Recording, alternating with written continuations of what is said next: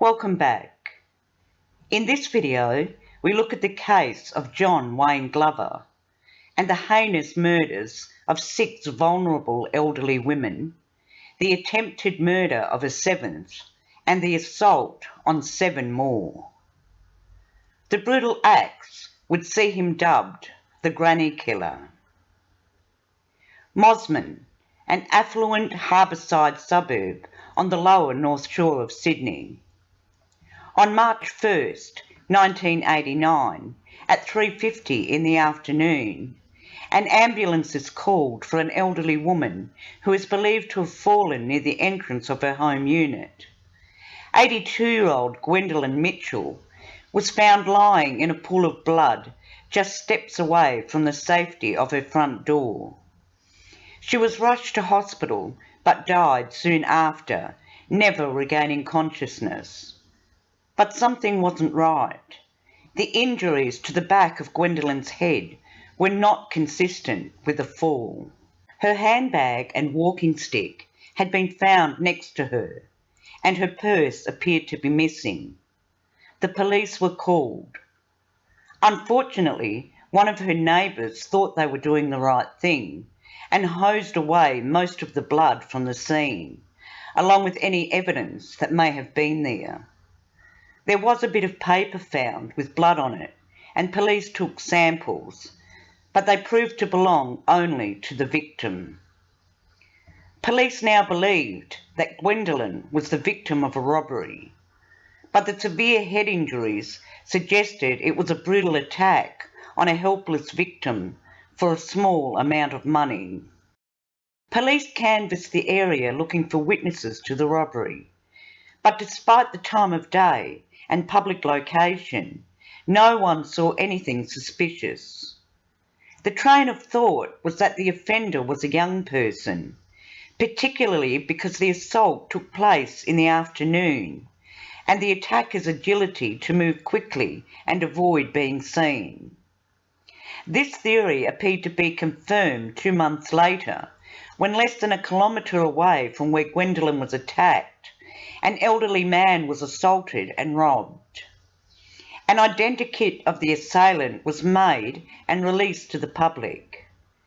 But then, on May 9th, 84-year-old Lady Winifreda Ashton, widow of the famous painter Sir William Ashton, had spent the afternoon playing bingo at her local club, then went to her bank.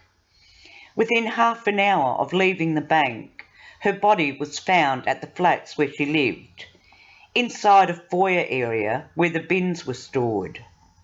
She'd been savagely beaten and strangled after being robbed for just a few dollars. Her red raincoat was pulled up over her neck, and her shoes and walking stick were located a short distance away. A pair of stockings were over the top of her head, and later examinations revealed a small piece of stocking embedded into her neck. There was no doubt that this was a homicide, and only a couple of blocks from where Gwendolyn Mitchell had been attacked. While the first crime scene was cleaned up and all of the evidence washed away, this scene remained intact and undisturbed. Forensic investigators were able to find what they hoped would be their first clue. Lady Ashton was wearing gloves, and a number of hairs were found on them. There were 2 possibilities. One was that she'd placed her hands above her head in an effort to ward off the attack, and the hair was her own. Or, during the attack, she may have grabbed some hairs from the assailant. Unfortunately, DNA testing was very new back then, and generally needed large quantities of blood or human tissue to make an identification. If the killer was one and the same, his aggression towards the victim had intensified.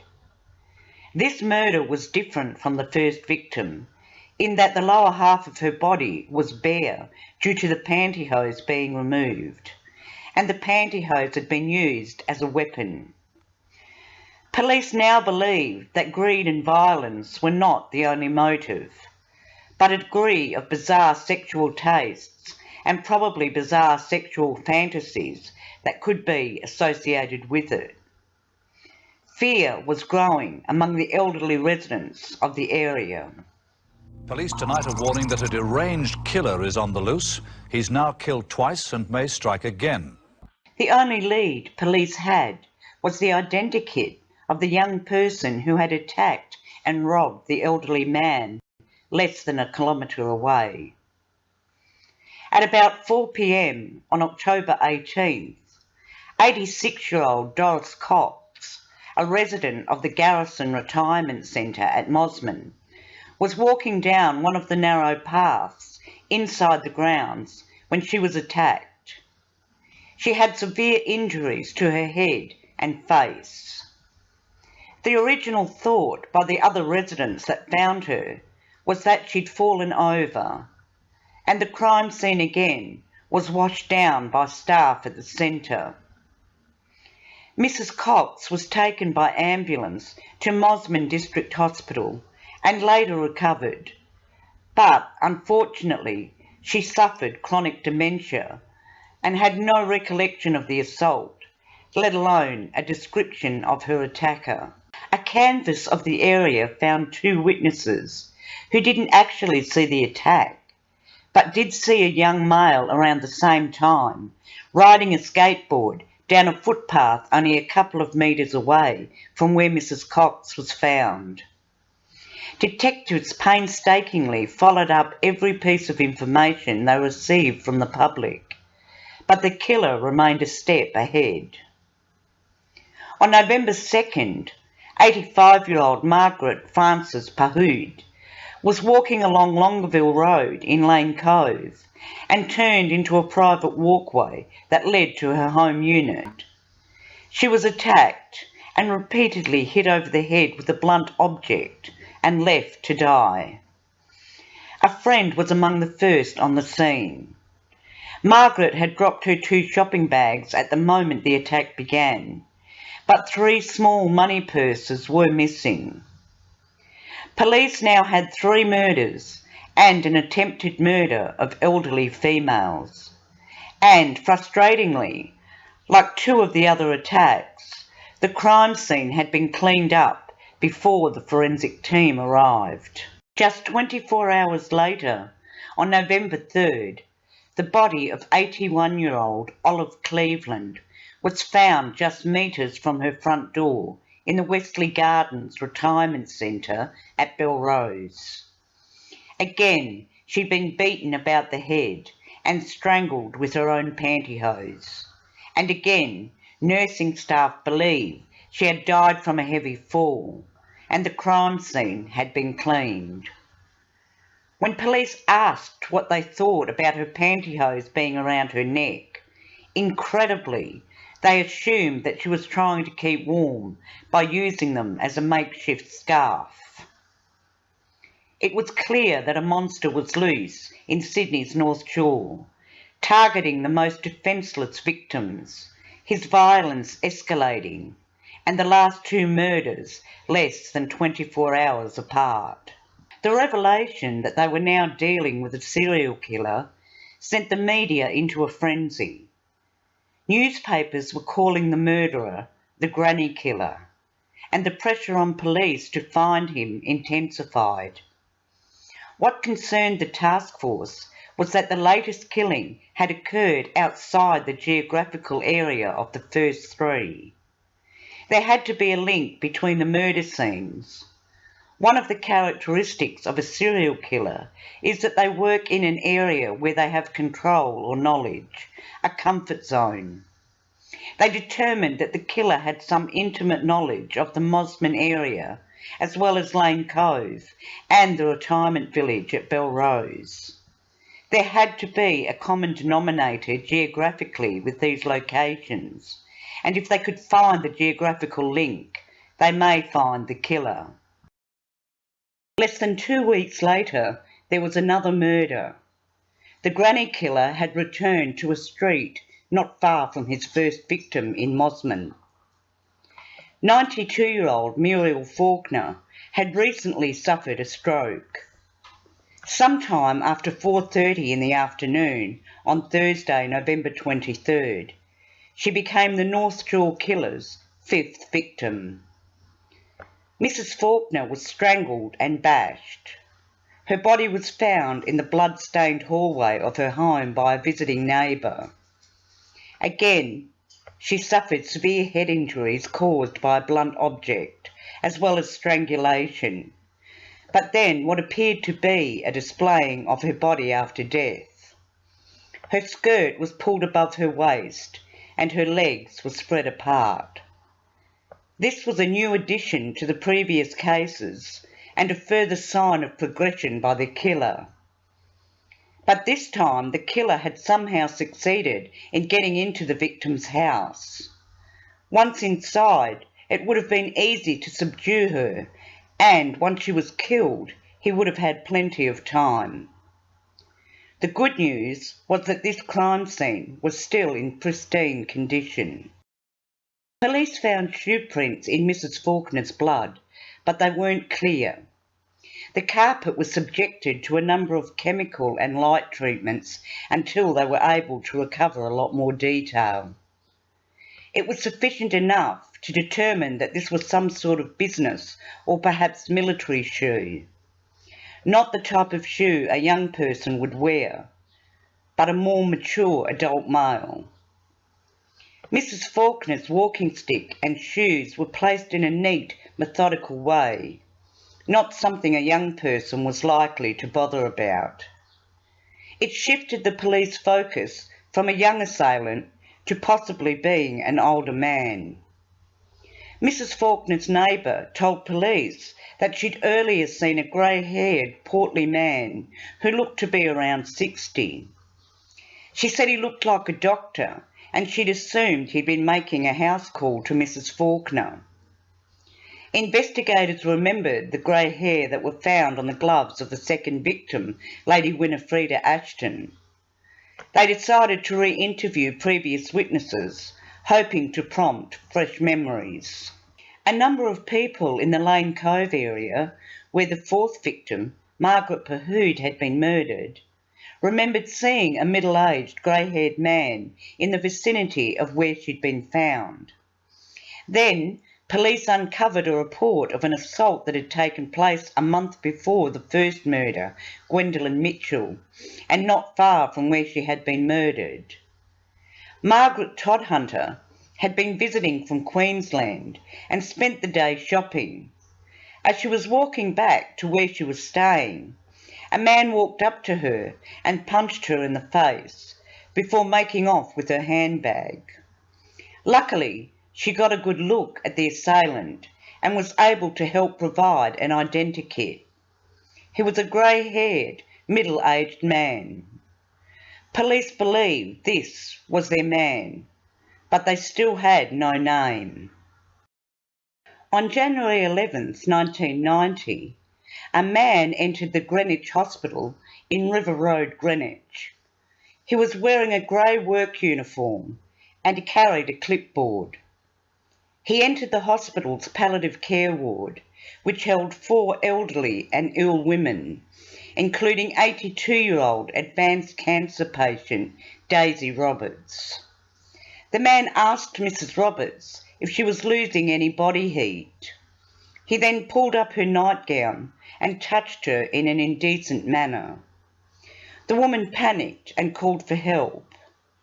When confronted by a nurse, the man ran from the ward, but the nurse was able to record his car's registration number and notified police. Hospital staff believed the description of the man's uniform was similar to one worn by a man who delivered pies to the hospital kitchen. Detectives contacted the 4 and 20 pie company, which supplied the hospital, and confirmed the sales representative was John Wayne Glover. Detectives contacted Glover and requested he attend an interview at the station the following day. When he failed to appear, the police rang his home and were informed by his wife that he had attempted suicide by overdose and was recovering at the Royal North Shore Hospital. Police went to the hospital, but Glover declined to be interviewed, although he did permit them to take a photograph. Staff at the hospital handed police a suicide note that was written by Glover. The middle of the page on 4 and 20 Pie's business paper contained the words, "No more grannies, grannies," and Essie started it. Essie was the name of Glover's mother-in-law. A week later, the police returned with the photograph of Glover, which both the nurse and Mrs. Roberts positively identified. Although this was a significant breakthrough, the hospital assaults were not linked to the murders, nor reported to the Murder Task Force for a further 3 weeks. When the suicide note and photo of John Glover were finally passed on to the Granny Killer Task Force, they ran a background check. Glover was born in England and had been convicted of many petty crimes dating back to 1947, including stealing clothing and handbags. He left school at 14 and served in the British Army, but was ejected when those crimes were discovered.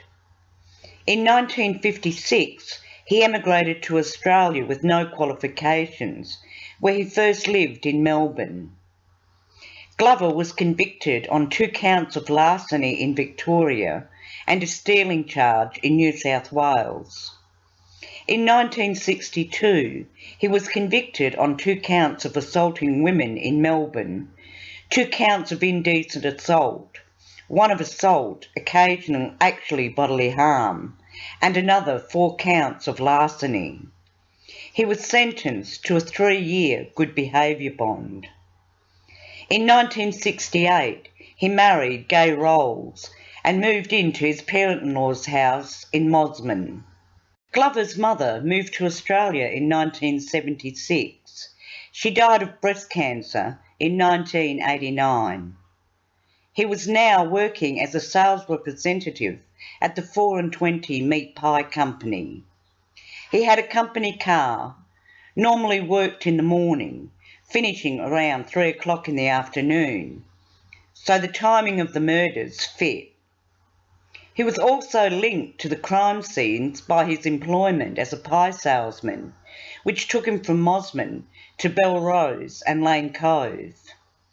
Police were closing in, but with no evidence to make an arrest, they placed him under surveillance.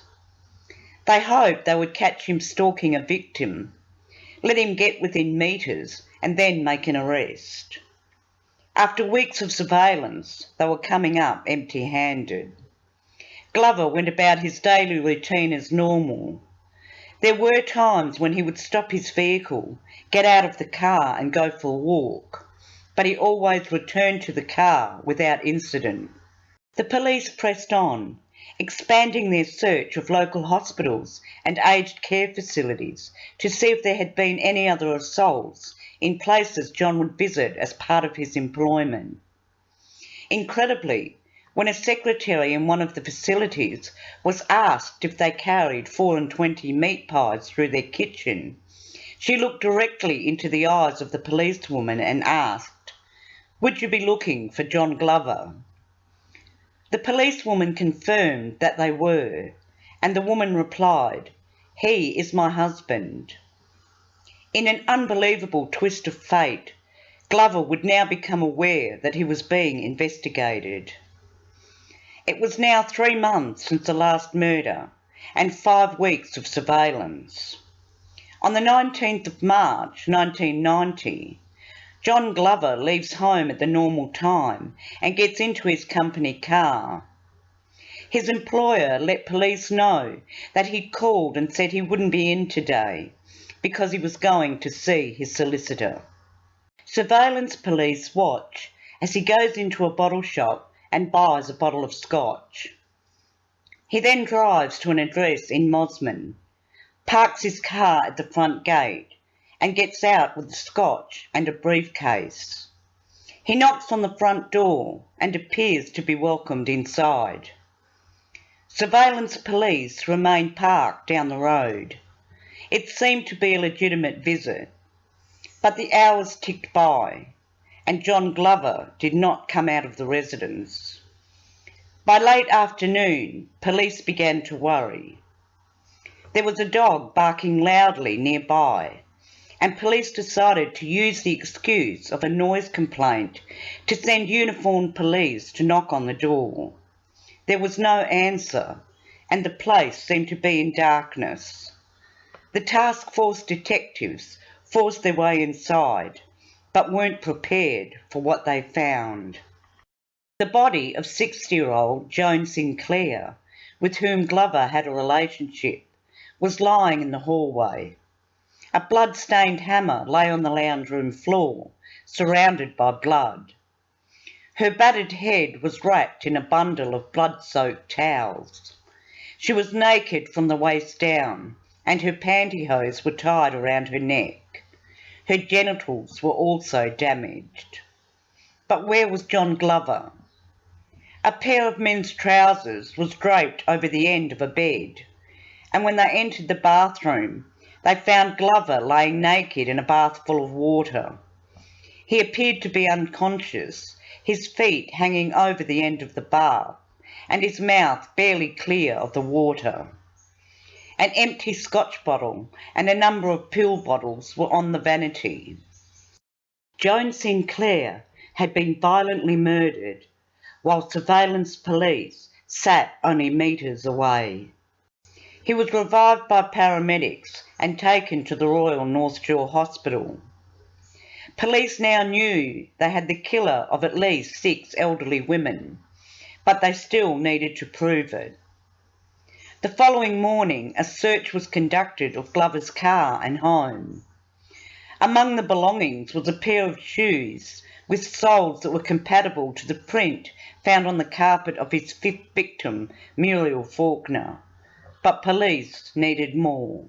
They got it the following morning when they found Glover sitting up in his hospital bed. He began by talking about non-issues such as family, and the full picture started to emerge. He had a troubled relationship with older women in his life, especially his mother, Frida, who'd had several husbands and many boyfriends. Glover hated her promiscuity, and later held the same hatred for his mother-in-law. He then asked police if they had noticed a striking resemblance between the photographs of the murdered women and his mother-in-law, Essie. That was significant because she featured in his suicide note from January. They learned that in 1986, John Glover was diagnosed with what he considered a woman's disease, breast cancer. It was a psychological shock for him, and he felt that his mother, who'd had a mastectomy for breast cancer, had somehow inflicted the disease on him. As soon as he recovered from his own mastectomy, he contracted a urinary infection followed by prostate problems, which led to him becoming impotent.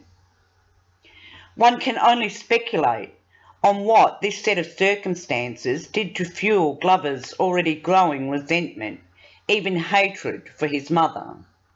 To their amazement, Glover continued to talk, taking full responsibility for the murders of the elderly women on the North Shore. He was quite open and engaging about what happened, but the impression that homicide investigators had of him was that, in their opinion, he was quite removed and didn't show any real signs of remorse. He spoke about using a hammer, taking it with him in the car and placing it down the front of his trousers before attacking the women from behind. Then he would take the hammer home and use hydrochloric acid to clean all traces of blood and other evidence. There were a couple of murders that were spur of the moment, in which case he would punch the women before smashing their heads into concrete. He remained adamant that there was no sexual component to any of the murders, and he only used the pantyhose to strangle the women in order to make sure that they were dead. Police were unconvinced, giving the molestation of elderly women in care. Glover described committing the brutal murders in such a matter-of-fact way. It was as though he was talking about making breakfast. He stated that he would go to the club, drink beer and play the poker machines with the money he just robbed from his victims. It was later revealed that he had a poker machine addiction.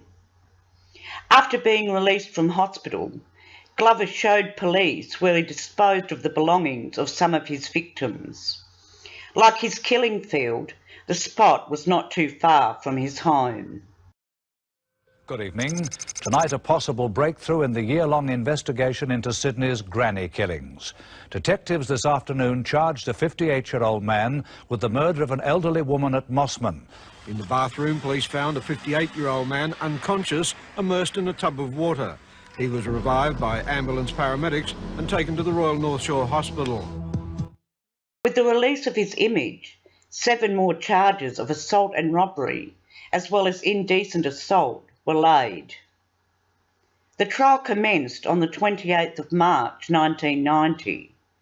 Glover pleaded not guilty to his crimes on the grounds of diminished responsibility. A psychiatrist for the defence said Glover had built up hostility and aggression since his childhood against his mother and then against his mother-in-law, who was said to trigger him. Both women had died of natural causes just months before the first murder. Rather than their deaths lessening his aggression, it seemed to escalate it. The psychiatrist claimed that most serial killers are mentally ill and/or have an organic disease of the brain.